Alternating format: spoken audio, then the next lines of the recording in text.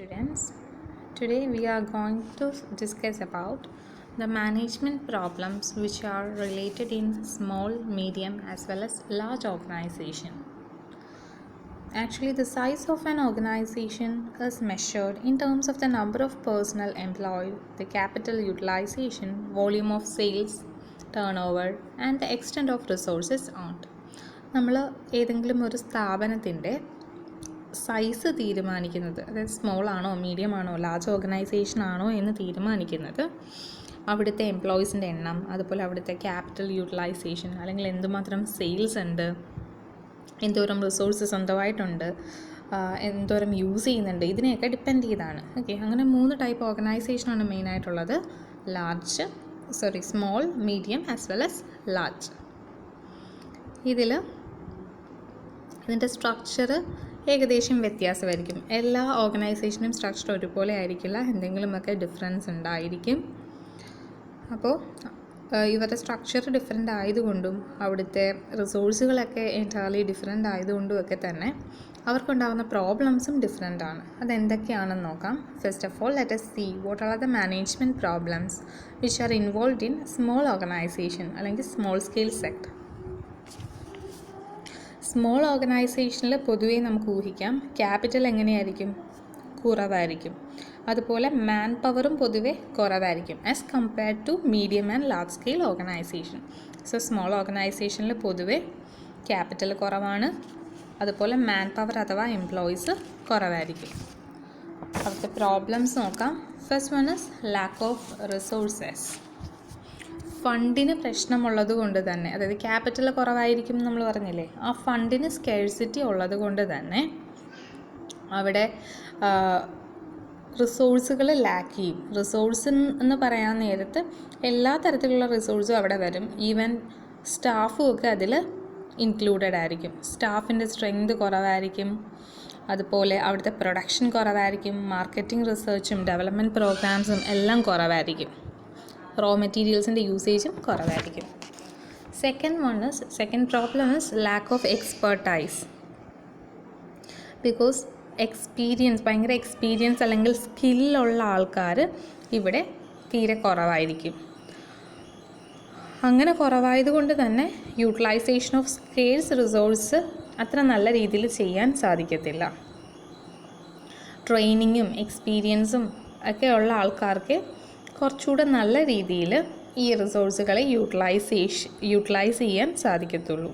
അപ്പോൾ lack of expertise ആണ് രണ്ടാമത്തെ പ്രോബ്ലം. എന്തുകൊണ്ടാണ് സ്മോൾ ഓർഗനൈസേഷനിൽ വരുന്നതെന്ന് ചോദിച്ചാൽ, ഒത്തിരിയധികം സ്കിൽസൊക്കെ ഉള്ള ആൾക്കാരെ കിട്ടണമെങ്കിൽ അതിനനുസരിച്ചിട്ടുള്ള റെമ്യൂണറേഷൻ അഥവാ സാലറി കൊടുക്കേണ്ടി വരും. അത്രയൊന്നും അഫോർഡ് ചെയ്യാൻ സ്മോൾ ഓർഗനൈസേഷൻസിന് സാധിക്കാറില്ല. Okay, third one, difficulty in raising funds for expansion. ഒരു ചെറിയ സ്ഥാപനം തുടങ്ങിയിട്ട് ഈ സ്മോൾ ഓർഗനൈസേഷനെ ഒന്ന് വലുതാക്കണം, വിപുലമാക്കണം, മോഡിഫൈ ചെയ്യണം എന്നൊക്കെ വിചാരിച്ചാൽ, അല്ലെങ്കിൽ പുതിയൊരു ബ്രാഞ്ച് തുടങ്ങണമെന്നൊക്കെ വിചാരിച്ചാൽ അവിടെ മെയിനായിട്ട് വരുന്ന പ്രശ്നമാണ് ഫണ്ട് റേസ് ചെയ്യാൻ പാടായിരിക്കും. There will be great difficulty in raising funds for further expansion. അപ്പോൾ അതെന്തെങ്കിലും ബാങ്കിൽ നിന്നോ അല്ലെങ്കിൽ വേറെ എവിടെയെങ്കിലും ലോൺ എടുക്കുകയൊക്കെ ചെയ്യണമെങ്കിലും ഒത്തിരിയധികം നൂലാമാലകൾ ഉണ്ടായിരിക്കും. അത്ര ഈസി ആയിട്ട് വലിയ ലോണൊന്നും കിട്ടത്തില്ല. തീരെ ചെറിയ എമൗണ്ടൊക്കെ ആണെങ്കിൽ ചിലപ്പോൾ കിട്ടിയേക്കും, പക്ഷെ വലിയ എമൗണ്ട് ലോൺസ് ഒന്നും പെട്ടെന്ന് കിട്ടില്ല. അതൊരു പ്രോബ്ലമാണ്. Fourth one, incompetent work force.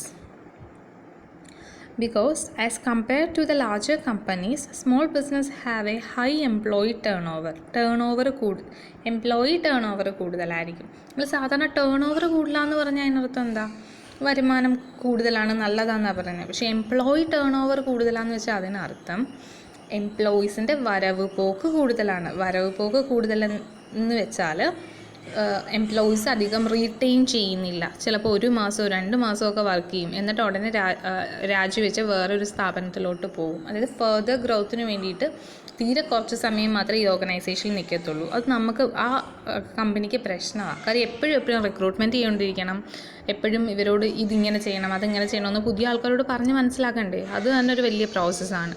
അപ്പോൾ അത് കുറച്ച് ബുദ്ധിമുട്ടുള്ള പരിപാടിയാണ്. അതാണ് incompetent work force. And the last one is low productivity. ഈ പറഞ്ഞ പ്രശ്നങ്ങളെല്ലാം ഉള്ളതുകൊണ്ട് തന്നെ പ്രൊഡക്ടിവിറ്റിയും കുറവായിരിക്കും. അവിടെ യൂസ് ചെയ്യുന്ന മെത്തേഡ്സ് അല്ലെങ്കിൽ ടെക്നിക്സ് ഓഫ് പ്രൊഡക്ഷനൊക്കെ അത്ര നല്ല ക്വാളിറ്റിയിലുള്ളതായിരിക്കത്തില്ല. വർക്ക് ഫോഴ്സ് ഇൻകോമ്പീറ്റൻ്റ് ആണ്, ആവശ്യത്തിന് റിസോഴ്സ് ഇല്ല, ആവശ്യത്തിന് ഫണ്ട് ഇല്ല. അപ്പോൾ ഇതെല്ലാം കാരണം ഇൻ ടോട്ടൽ സംഭവിക്കുന്നത് the productivity will be low while comparing with the medium as well as large organisations. Okay.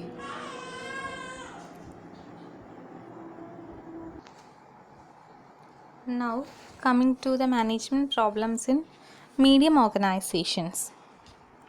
Medium organization എന്ന് പറയുന്നത് as compared to small organization there will be more capital as well as there will be more manpower. Small ഓർഗനൈസേഷനെ വെച്ച് compare ചെയ്യുവാണെങ്കിൽ medium ഓർഗനൈസേഷനിൽ capital അഥവാ മൂലധനം കൂടുതലായിരിക്കും, അതുപോലെ എംപ്ലോയീസിൻ്റെ അല്ലെങ്കിൽ മാൻ പവറിൻ്റെ എണ്ണവും കൂടുതലായിരിക്കും. അതുകൊണ്ട് തന്നെ ബിസിനസ് ആക്ടിവിറ്റീസ് സ്മോൾ ഓർഗനൈസേഷനേക്കാളും കൂടുതലാണ് ഇവിടെ ഉണ്ടാവുക. So let us see what are the problems faced by medium scale organizations. First one is barriers in effective relationship. നമ്മൾ പറഞ്ഞു ഇവിടെ സൈസ് കുറച്ച് കൂടുതലായിരിക്കും, എംപ്ലോയീസിൻ്റെ എണ്ണം കൂടുതലായിരിക്കും, അതുപോലെ തന്നെ ബാക്കി എല്ലാ കാര്യങ്ങളും സ്മോൾ ഓർഗനൈസേഷനൊക്കെ കൂടുതലാണ്. ഈ എംപ്ലോയീസിൻ്റെ എണ്ണം കൂടുമ്പോൾ സംഭവിക്കുന്നത് അവിടെ കമ്മ്യൂണിക്കേഷൻ ഗ്യാപ്പ് ഉണ്ടാകാനുള്ള ചാൻസ് കൂടും. എംപ്ലോയറും എംപ്ലോയീസും തമ്മിലുള്ള ഗ്യാപ്പ് കൂടും. വാട്ട് ഐ മീൻ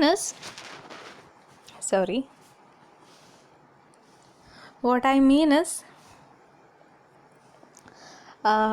എംപ്ലോയിയും എംപ്ലോയറിൻ്റെയും ഇടയിലുള്ള ആ ഒരു ഗ്യാപ്പ് കൂടാനുള്ള ചാൻസ് ഉണ്ട്.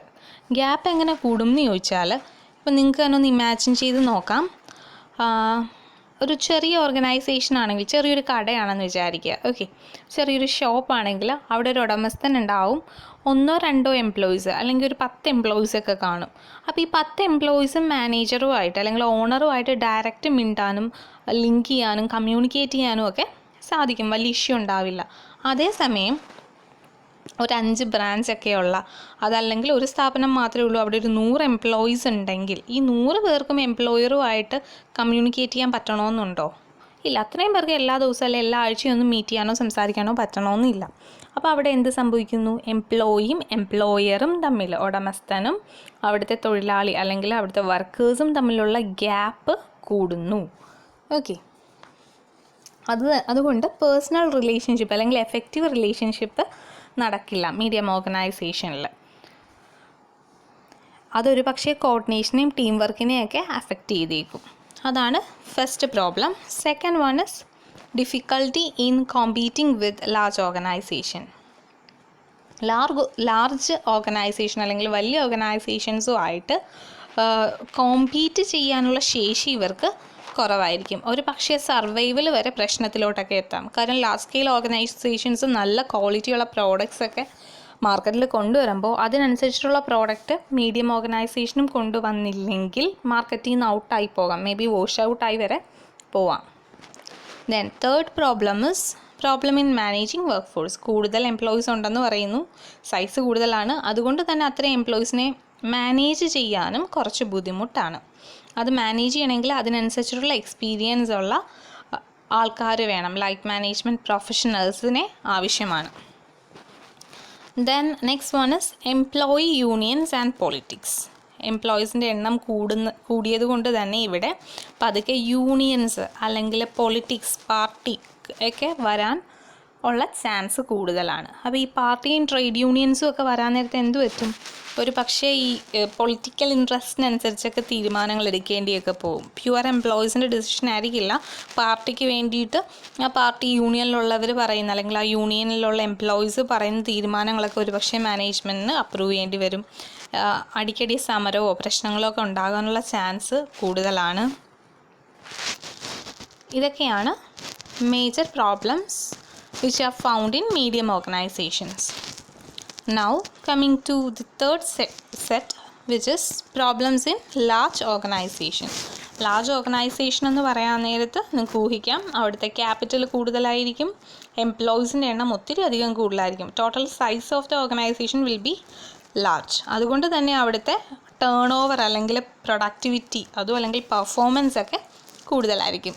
Now coming to the problems. First one is complex structure.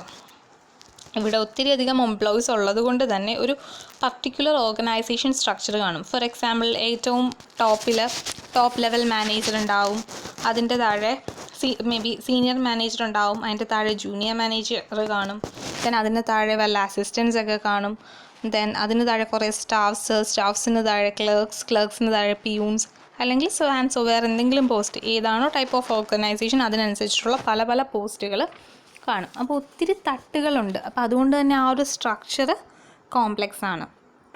Hierarchical level അല്ലെങ്കിൽ ഫങ്ഷണൽ ഡിപ്പാർട്ട്മെൻറ്റ്സ് ഒക്കെ കോംപ്ലെക്സ് ആയിരിക്കും. ഇവിടെ മേ ബി പല ടൈപ്പ് ഡിപ്പാർട്ട്മെൻറ്റ്സ് വർക്ക് ചെയ്യും, like marketing department, HR department, then finance department, operation department, so and so.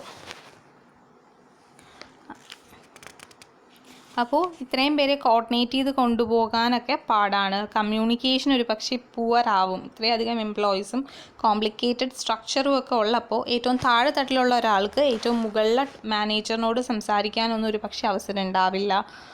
കോർഡിനേഷനും കൺട്രോളും ഒക്കെ ഒത്തിരി അധികം ആവശ്യമാണ്. So the main problem is complex structure which is not able to handle easily. Second one is chance of conflict are high.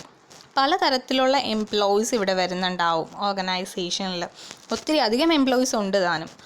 അതുകൊണ്ട് തന്നെ തമ്മിൽ ഡിസ്എഗ്രിമെൻറ്റ് സംഭവിക്കാൻ അല്ലെങ്കിൽ difference of opinion ഉണ്ടാവാനുള്ള സാധ്യത വളരെ കൂടുതലാണ്. നിങ്ങൾക്ക് തന്നെ അറിയാം, ഒരു 4 പേര് അല്ലെങ്കിൽ 2 പേരല്ല 3-4 പേരൊക്കെ ഫ്രണ്ട്സ് ആയിട്ടുണ്ടെങ്കിൽ, നിങ്ങൾ അങ്ങനെ ഒരു ഗ്യാങ് ആണെങ്കിൽ ആ ചെറിയ ഗ്യാങ്ങിൽ തന്നെ എന്തെങ്കിലും ഒരു അഭിപ്രായം പറയുമ്പോൾ പരസ്പരം അഭിപ്രായ വ്യത്യാസങ്ങളും ചെറിയ വഴക്കുകളും പിണക്കങ്ങളും ഒക്കെ ഉണ്ടാകാനുള്ള സാധ്യത കൂടുതലല്ലേ. അപ്പോൾ 100 കണക്കിന് എംപ്ലോയീസ് ഉള്ള സ്ഥാപനത്തിൽ എങ്ങനെയായിരിക്കും? ഇതുപോലെ തന്നെയായിരിക്കും. ഒരാൾ പറയുന്നത് മറ്റേ ആൾക്ക് എഗ്രി ചെയ്യാൻ പറ്റത്തില്ല. നമ്മൾ ഈ രീതിയിൽ നമുക്ക് വർക്ക് ചെയ്യാമെന്ന് പറഞ്ഞാൽ വേറൊരാൾ പറയും അത് പറ്റില്ല, നമുക്ക് ആ രീതി ചെയ്യാമെന്നൊക്കെ പറഞ്ഞ് പരസ്പരം മൊത്തത്തിൽ ഒരു ഡിസഗ്രിമെൻ്റ് ഉണ്ടാകാനുള്ള ചാൻസ് അല്ലെങ്കിൽ വഴക്കുണ്ടാകാനുള്ള ചാൻസ് കൂടുതലാണ്. പൊതുവെ ഈ ചെറിയ പിണക്കങ്ങളും ചെറിയ ഡിസഗ്രിമെൻറ്റുമാണ് വലിയ കോൺഫ്ലിക്റ്റിലോട്ട് പിന്നീട് മാറുന്നത്. കോൺഫ്ലിക്റ്റ് തന്നെ പല ടൈപ്പ് ഉണ്ട്. എംപ്ലോയീസ് തമ്മിൽ കോൺഫ്ലിക്റ്റ് വരാം, സുപ്പീരിയേഴ്സും സബോർഡിനേറ്റ്സും തമ്മിൽ കോൺഫ്ലിക്റ്റ് വരാം, അല്ലെങ്കിൽ ഇൻ്റർ ഡിപ്പാർട്ട്മെൻറ്റൽ കോൺഫ്ലിക്റ്റ്. ഫോർ എക്സാമ്പിൾ, ഇപ്പം നമ്മുടെ കോളേജിലെ കേസ് പറയാനാണെങ്കിൽ ഇംഗ്ലീഷ് ഡിപ്പാർട്ട്മെൻറ്റും കൊമേഴ്സ് ഡിപ്പാർട്ട്മെൻറ്റുമായിട്ട് കോൺഫ്ലിക്റ്റ് വരാം. അതെന്താ? ഇൻ്റർ ഡിപ്പാർട്ട്മെൻറ്റല്ല, രണ്ടും 2 ഡിപ്പാർട്ട്മെൻ്റ് അല്ലേ. അതല്ലെങ്കിൽ മാർക്കറ്റിംഗ് ഡിപ്പാർട്ട്മെൻറ്റും HR ഡിപ്പാർട്ട്മെൻറ്റുമായിട്ടൊരു വഴക്കുണ്ടാവാം. അതൊക്കെ ഇൻ്റർ ഡിപ്പാർട്ട്മെൻറ്റൽ കോൺഫ്ലിക്റ്റ് ആണ്. ഇതല്ലെങ്കിൽ ഡിപ്പാർട്ട്മെൻറ്റൽ കോൺഫ്ലിക്റ്റും വരാം. സെയിം ഡിപ്പാർട്ട്മെൻറ്റിലെ തന്നെ 2 സ്റ്റാഫ് തമ്മിലോ അല്ലെങ്കിൽ പല ലെവൽസ് ഓഫ് സ്റ്റാഫ് തമ്മിലോ ഒക്കെ വഴക്കുണ്ടാവാം. Then third one, high cost of operation. വലിയ ഓർഗനൈസേഷനിൽ ഓപ്പറേഷണൽ കോസ്റ്റ് ഒത്തിരി കൂടുതലാണ്. ബിക്കോസ് ഇവിടുത്തെ പ്രൊഡക്ഷൻ കൂടുതലാണ്, അതിനനുസരിച്ച് കൂടുതൽ എംപ്ലോയീസ് വേണം, കൂടുതൽ റെൻറ്റും ഇലക്ട്രിസിറ്റിയൊക്കെ ആവശ്യമായിട്ട് വരും. വേജസ് കൊടുക്കുന്നത് അല്ലെങ്കിൽ സാലറി കൊടുക്കുന്ന എമൗണ്ട് കൂടുതലായിരിക്കും. ദെൻ റോ മെറ്റീരിയൽസിന് വേണ്ടി സ്പെൻഡ് ചെയ്യുന്ന എമൗണ്ട് വലുതാണ്. അതുപോലെ മെയിൻ്റനൻസ് ചാർജും ഒക്കെ കൂടുതലാണ്. So in total there will B high cost of operation. Then excessive trade union. നമ്മൾ മീഡിയം സ്കെയിലിൽ പറഞ്ഞത് ട്രേഡ് യൂണിയൻ ഉണ്ട്, അതൊരു പ്രശ്നമാണെന്ന് പറഞ്ഞു. പക്ഷേ ഇവിടുത്തെ കേസ് എന്ന് വെച്ചാൽ ഒത്തിരി അധികം എംപ്ലോയീസ് ഉള്ളത് കൊണ്ട് തന്നെ ട്രേഡ് യൂണിയൻസ് വളരെയധികം ആക്റ്റീവാണ്.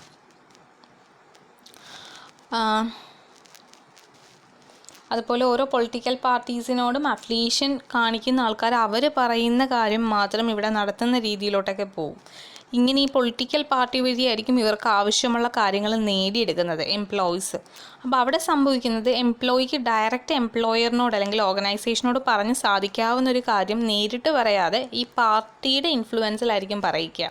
അപ്പോൾ അവിടെ നേരിട്ടുള്ള ഒരു ബന്ധം ഒരു പക്ഷേ ഇല്ലാണ്ടാവുന്നു. പിന്നെ അതല്ലാതെ ട്രേഡ് യൂണിയൻ കൊണ്ടുള്ള പല തലവേദനകളും എക്സ്ട്രാ വരികയും ചെയ്യുന്നുണ്ട്.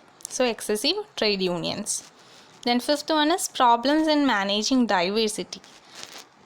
As we said here, there will be a lot of workers or the size of the organization will be too high due to the increased number of employees. അപ്പോൾ അതുകൊണ്ട് തന്നെ ഇത്രയും അധികം employees ഉള്ളപ്പോൾ ഈ എംപ്ലോയീസിൻ്റെ ഏജ് വ്യത്യാസമായിരിക്കും, അവരുടെ ജെൻഡർ ഡിഫറെൻ്റ് ആണ്, കാസ്റ്റ് അല്ലെങ്കിൽ ഫാമിലി ബാക്ക്ഗ്രൗണ്ട്, അവരുടെ race, religion, education, language, region, culture, may be nationality പോലും വ്യത്യാസമായിരിക്കും. എല്ലാവരും ഇന്ത്യക്കാരാവണമെന്നില്ല, ഫോറിൻ കൺട്രീസിൽ നിന്നുള്ളവരും ഒക്കെ ചിലപ്പോൾ വർക്ക് ചെയ്യുന്നുണ്ടാവും. അതല്ലെങ്കിൽ വേറെ സ്റ്റേറ്റിൽ നിന്നുള്ളവർ നമ്മുടെ കൂടെ വർക്ക് ചെയ്യുന്നുണ്ടാവും. അപ്പോൾ ഇവരുടെയൊക്കെ കൾച്ചറും കാര്യങ്ങളും ഒക്കെ എൻറ്റയർലി ഡിഫറെൻ്റ് ആണ്.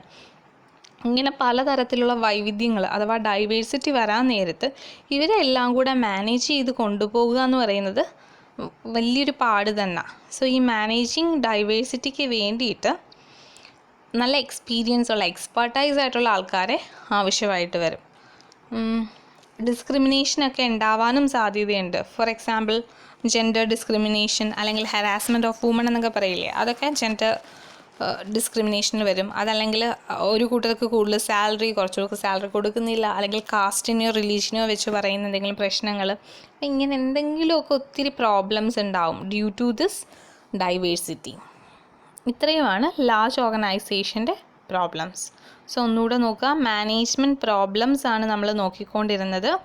അത് small scale industry, medium scale as well as large scale industry, 3 type organisation അല്ലെങ്കിൽ 3 ടൈപ്പ് ബിസിനസ്സിലെയും പ്രശ്നങ്ങളാണ് ഇപ്പോൾ നോക്കിയത്. ഐ തിങ്ക് കഴിഞ്ഞതിൻ്റെ മുന്നിലത്തെ വർഷം എന്തോ യൂണിവേഴ്സിറ്റി എക്സാമിന് ഇതുമായിട്ട് റിലേറ്റ് ചെയ്ത ക്വസ്റ്റ്യൻ ഉണ്ടായിരുന്നു. അത് ഡയറക്റ്റ് ക്വസ്റ്റ്യൻ അല്ല, ഓൾമോസ്റ്റ് ഇൻഡയറക്റ്റ് ക്വസ്റ്റ്യൻ ആണ്. ലൈക്ക് നിങ്ങളിപ്പോൾ ഒരു സ്ഥാപനം തുടങ്ങുകയാണ്, അല്ലെങ്കിൽ ഏതൊരു വ്യക്തിയുടെ പേരെന്തോ കൊടുത്തു എന്ന് തോന്നുന്നു, and he's going to start an organisation.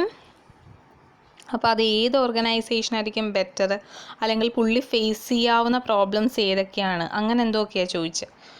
അപ്പോൾ അങ്ങനെ ആ രീതി ഇൻറ്ററാക്റ്റായിട്ട് വന്നാലും you can answer this. Management problem എന്നുകൊണ്ട് ഉദ്ദേശിക്കുന്നത് എന്താ, ബിസിനസ്സിലെ പ്രോബ്ലം തന്നെയാണ്. ഇപ്പോൾ ലാർജ് സ്കെയിൽ ബിസിനസ് അല്ലെങ്കിൽ സ്മോൾ സ്കെയിൽ ബിസിനസ്, അതല്ലെങ്കിൽ മീഡിയം സ്കെയിൽ ബിസിനസ്, ഈ 3 ടൈപ്പ് ബിസിനസ് അല്ലെങ്കിൽ 3 ടൈപ്പ് ഓർഗനൈസേഷൻ റൺ ചെയ്യുമ്പോൾ നമുക്കുണ്ടാകുന്ന ബുദ്ധിമുട്ടുകളാണ് അല്ലെങ്കിൽ പ്രശ്നങ്ങളാണ് ഈ പറഞ്ഞതെല്ലാം. ആ ഒരു മീനിങ് ഉൾക്കൊണ്ട് പഠിച്ചാൽ ഏത് രീതി ക്വസ്റ്റ്യൻ വന്നാലും you can answer easily. So short notes എഴുതി വെച്ചേക്കുക. അസൈൻമെൻറ്റിൻ്റെ കാര്യം ശ്രദ്ധിക്കാത്ത ആൾക്കാർ അതൊന്ന് ചെക്ക് ചെയ്തോളുക. Okay, that's all for today's class. Thank U.